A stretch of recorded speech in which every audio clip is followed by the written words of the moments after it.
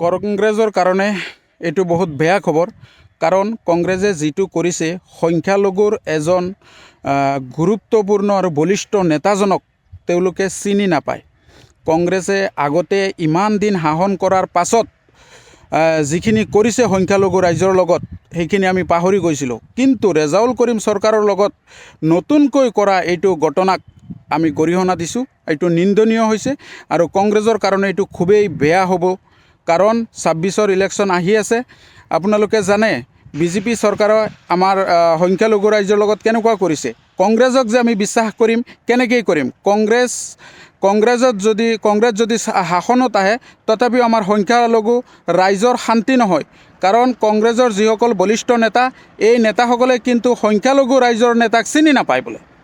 গতিকে এনেকুৱা কথা কোৱাটো দুৰ্ভাগ্যজনক কথা। সংখ্যালঘু এলেকাত নিষিদ্ধ কৰিব লাগে আৰু সংখ্যালঘু ৰাইজে কংগ্ৰেছক যদি ভোট দিবলগীয়া হয়, কংগ্ৰেছে এই সংখ্যালঘু ৰাইজৰ কিছুমান চৰ্ত আছে, এই চৰ্তবোৰ যদি তেওঁলোকে নিৰ্বাচনী ইস্তাহাৰত প্ৰকাশ কৰে, তেতিয়াহ'লেহে ভোট পাব।